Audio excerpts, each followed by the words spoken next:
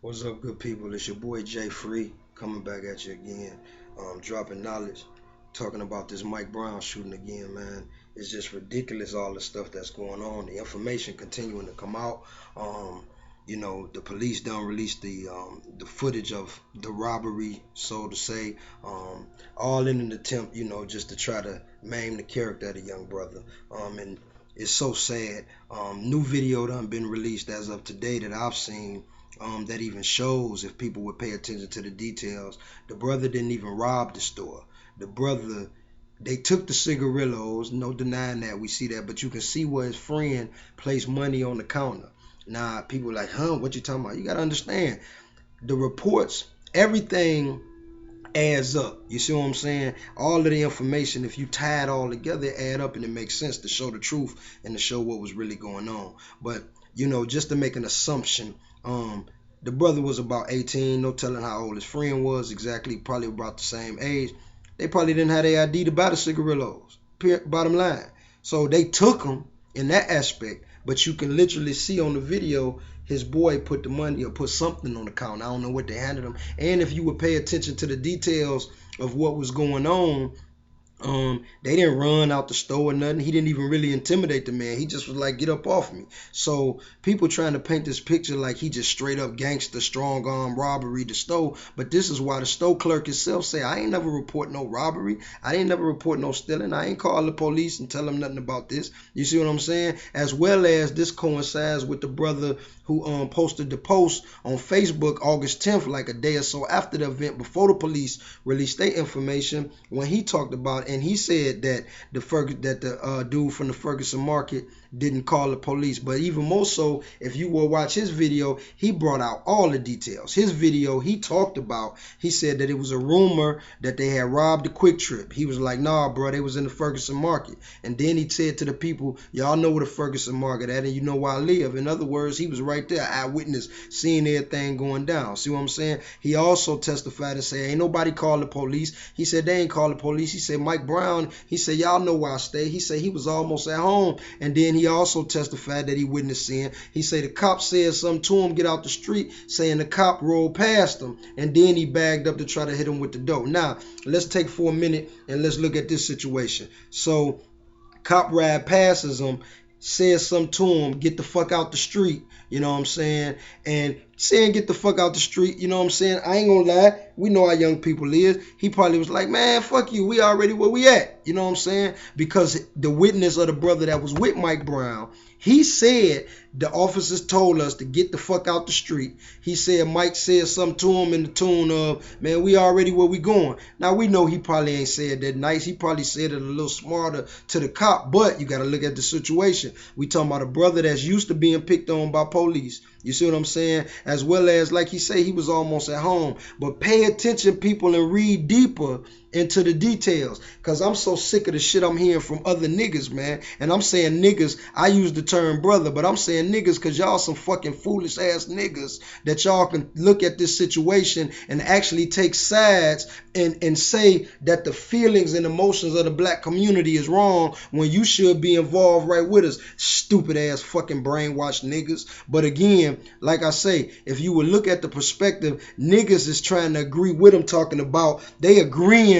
with the white folk and the people that's pushing this bullshit, talking about, well, even though the officer didn't know that he had been in the robbery, so, confirmation that the officer wasn't responding to the robbery. The chief confirmed that himself when he released the information. But these idiot ass fools are saying, well, even though the cop didn't know that he got robbed, he knew he committed a robbery, so the way he was acting was invalid. But I'm gonna ask you to look a little deeper and pay attention to the details, bruh.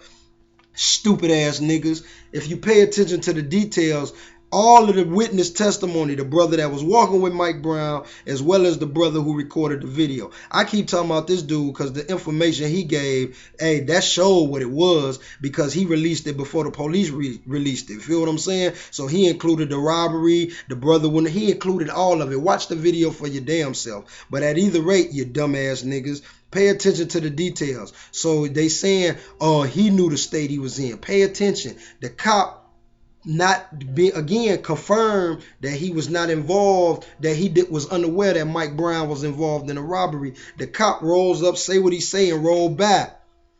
His friend that was walking with him confirmed they said something. At that point, the cop bagged up and tried to hit Mike with the dough. Now, I'm going to just throw this out there. We all, brethren, we all from the hood. Understand, man, we done all been trained on how to react and respond to the police. So tell me this. If I just strong arm robbery or just robbed anybody and the police say something to me and they riding past, I'm going to be like, bruh, they ain't, hey, come on, shit. We gonna cooperate because I know I just robbed the store. I ain't gonna talk shit to the police. You gotta understand, it's one thing if the police confront me and he don't know I robbed somebody and I did, and he's actually confronting me and I could be confused and think that he confronted me for the robbery. Now, I can understand that, but in this case, that's not so, because all of the witness testimony says the cop said something to him and kept riding. It was their response that caused the cop to bag up. You feel what I'm saying? So my point is, if I rob somebody or if I do anything illegal as a brother in this America that we live in, when the cop pull up to me, if he say something and keep riding, I ain't gonna get smart with him because I know I just did something wrong. Me and my boy gonna be sitting there talking about, bro, you see he just rolled off. He ain't even say nothing to us. Shit, come on, dog, let's get little. We trying to get off real quick because we realized the cop done rolled by.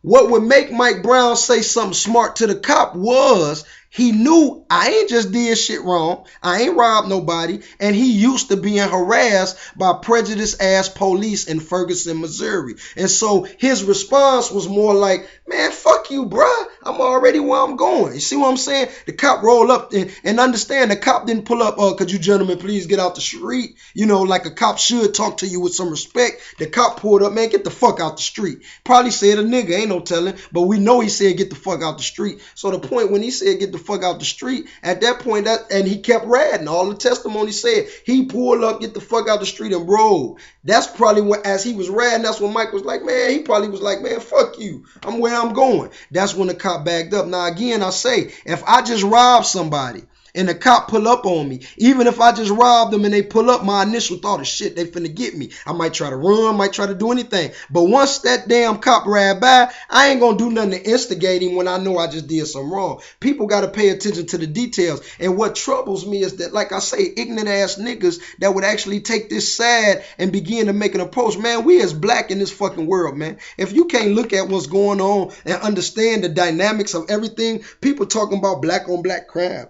Why we don't cry when it's black on black crime, but we cry? Man, look, bro, black and black, it's not black on black crime. It's everybody crime. Crime occurs amongst people in the environment in which they live. So it's white on white crime. It's Asian on Asian crime. It's Spanish on Spanish crime, bro. It's just black on black crime because we all live together in the damn bucket like crabs. That's how they designed it. But you got to understand, it's all a plan. It's systematic and it's strategic in everything they do. The ghetto was invented. I've said it before. I brought a little information. This is a book. I like to read old information. This is how you find out truth. For one, I read. That's one thing you got to start doing is reading. But another thing is I like to find information. So I like to go to Goodwills and thrift stores and find old books, you know what I'm saying, before they started trying to cover up lies or at the point in time when they thought people was ignorant. I got a book here called Man's Religions. It's the 4th edition, whatever it is. And this particular book was I just brought it just to show it to you, just to give y'all an idea. This book was published, I believe, in the first edition was published in 1949. This copy I got was published in 1969. 1969. So a fairly old book, which is good because this is information. My point of showing this book is just simply to show I highlighted here. You may not be able to read my highlighting, but you can see right in here, and I'll read it to you so you know I wouldn't lie. It talked about Martin Luther doing the Reformation. You know I'll be on Christianity, but it just is, you know, it is what it is. But it talked about Martin Luther and the Reformation, and it talked about them, the Christians, trying to get the Jews to follow suit, and when they wouldn't follow suit, what they did. And what it says was that they created ghettos devised by their oppressors.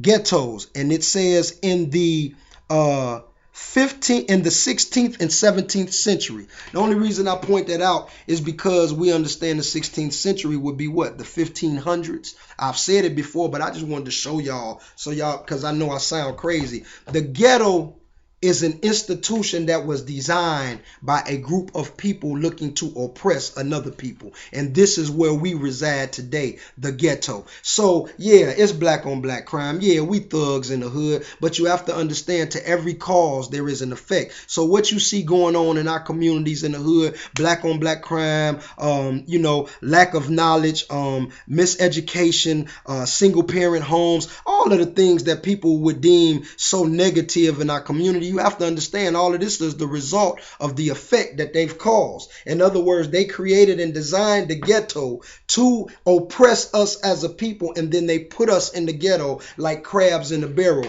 The book says that in devising these ghettos, what they would do was single this people out and set them apart, so when it came time for them to do business and trade and commerce, that they would be singled out. They would be able to mark those that weren't allowed in. And so what would happen is, in their ghetto, they would then begin to struggle for resources. And then they struggle for resources went on to say that they would begin to fight amongst each other. And it would cause, now they would be deprived because they would fight amongst each other for anything they could get, because those who had wouldn't allow them, invitation or allow them to come in. And this is where we sitting at now, man. We in the midst of the ghetto. So yeah, we got thugs. Yeah, we got hoodlums. Yeah, we got some bad people in the hood and blah, blah, blah. But you ignorant ass, stupid ass fucking niggas, if y'all gonna look at us like the rest of the world and say, yeah, they just a bunch of fucking animals, when you idiot ass niggas come from the same shit that we come from, you is just fucking stupid, man. This is a cause and an effect. I'm talking like this and I'm enraged because understand, my name is Jayfree Cone. How white can you get? I'm a light-skinned, fairly decent-looking brother, and I know how to articulate in the proper setting when need be. In other words, what I'm hitting on is me coming from the streets in the hood of Ben Harbor, Michigan. I've had opportunities my whole life to cross over and to become accepted.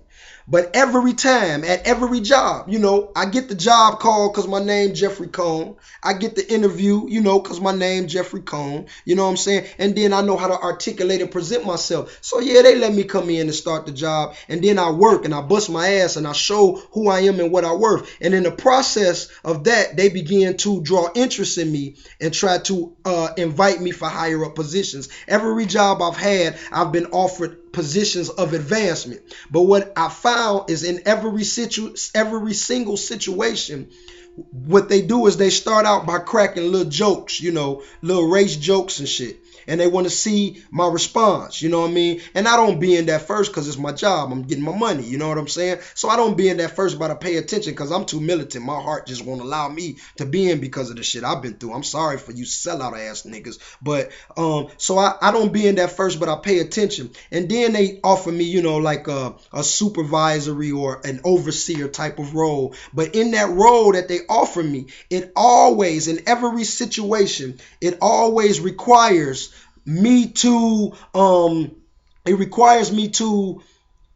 put my people down, so to say. And not black or white or that. I'm saying the co-worker, the fellow workers who I came in with. They try to use me because of my I guess my aura or my nature. I guess I'm a natural leader. So they try to use me, to try to help calm down everybody else at the workforce. They try to use me to be the one to speak, to put in policies and institute certain stipulations that they trying to get put in on us workers that'll make it hard. However, once they learn that I'm not going to be into their system, once they learn I'm not going to give in to their system, once they learn I'm going to stand for something, every single time without fail, the position that was offered to me gets snatched back. And I'm just throwing this out as my own example. You can't tell me, bro, that I know. You sell out punk ass motherfucking niggas, man. Y'all only end up in the position that you end up in because they know you a punk ass sellout ass nigga. And what that means is they will allow you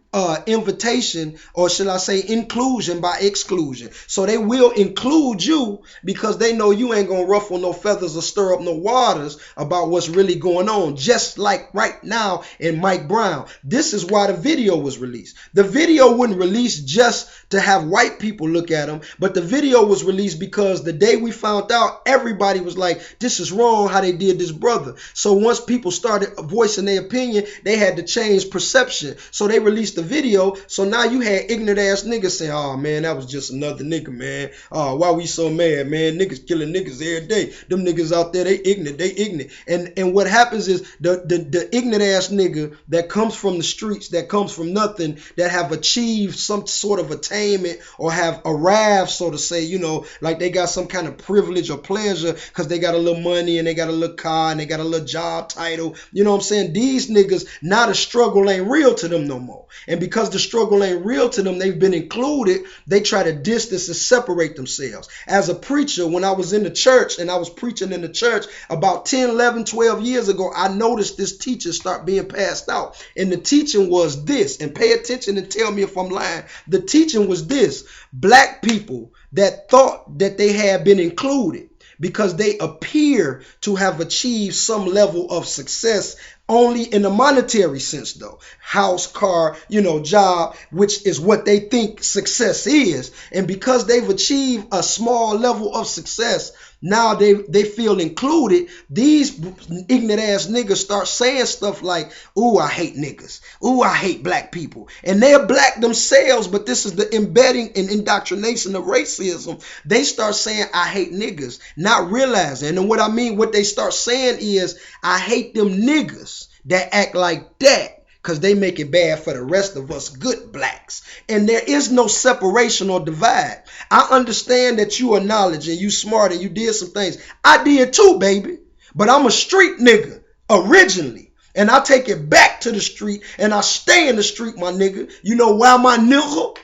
And I say it that way because even through my education, even through, me gaining some sort of achievement, through all of that, God, my eyes have been open. I'm not unconscious sleepwalker. And the reality is this: all of my niggas that's back in the hood, all of the ignorance and all of the foolishness and shit that goes on back up in there, where you ignorant ass niggas that think y'all achieve, y'all looking back at everybody else saying I'm better than them niggas is where they at because it was by design, man. They don't grow coca leaves in fucking United States. The shit is shipped here by the government, man. The drugs is flooded through our streets, man. The ghetto was devised and created by them to put us in it. They put us in the ghetto. They indoctrinated us through Christian and religion, and now they got us walking to the tune of they horn, and we walking like sleepwalkers, blind with amnesia. You see what I'm saying? And in order to push their agenda, because they are the minority, they got to have some of us on their side. So they find you ignorant ass motherfucking niggas that don't know no goddamn better, and they find y'all and they allow you to be the stepping fetches that stay in the gap. So now when they do wrong, they got you on their side saying, I don't see anything wrong with that. That's not a problem. That's an animal. He's an ignorant nigger. He acts like that. You fucking idiots. There's got to be an accountability. To every cause, there is an effect. Everything that we do functions from the psychology of the mind. We are products of our environment. So somebody has to begin to stand up and take accountability for the abuse and the neglect that's being passed down to us through our community, through these ghettos that have been created by those that wish to hold us down. And you niggas, ignorant motherfuckers that are allowed a little bit of access only because you're willing to sell out. To you niggas, please wake the fuck up and realize that they're using you against the rest of us. This is how they divide and conquer. Like I've said before, racism is a mind state and a mentality. It has nothing to do with one person just not liking another person. It's a mind state. This is why niggas hate themselves. And that's why I call you ignorant motherfuckers that think you've arrived. I call y'all niggas, because you the ignorant asses, because you got inclusion and you think you think the rest of us is bad. And it's so sad, the brainwashing that goes on, that anybody for a moment in time will begin to think that anything about this situation with Michael Brown is right. And then for you ignorant ass niggas to try to to try to minimize it to a secluded event. You see what I'm saying? As if this hasn't been going on to our people for centuries, for years, even just within the last year or so since Trayvon. This is what the unrest within the community is, you dumbass fuckers. The unrest is not about one isolated incident where a brother got killed. The anger is over how long it's been going on, and for so long. And thank God for brothers like Tariq Nasheed, who dropped Hidden Colors. So now the consciousness is being awakened, because you ignorant ass stupid fucking niggas that got your little inclusion. You need to start to look back at the community as a whole and realize that as a whole we don't have nothing. This is why I choose to remain in the hood. This is why I choose to keep in touch with the streets. Even though I'm educated, even though I got a little bit of this and a little bit of that, and I somewhat acclaim. This is why I sacrifice advancement in my professional career. This is why I sacrifice advancement in other areas of my life, because I ain't selling my soul, baby. I see the truth for what it is. Racism is real, it's live, it's vivid, it is embedded in the fabric of our culture, even within our own community, and these people have a design plan to wipe us off the face of the earth. Their plan is in full effect, and I'm telling you, everything that they do is strategic. Even in this situation, I've explained it before, but pay attention. This is why they killed the brother. This is why they left the brother laying on the ground for nearly 5 hours. This is why they throw the brother in the back of an unmarked SUV. This is why when the people lined up on the first night just to have a vigil in honor of this brother's life, this is why the police showed up on the scene and they incited the riots. They started the riots. This is why even now reports come out that even now, even today, as the violence continues to go, that every night it starts in peace until the fucking cops show up. This is strategic,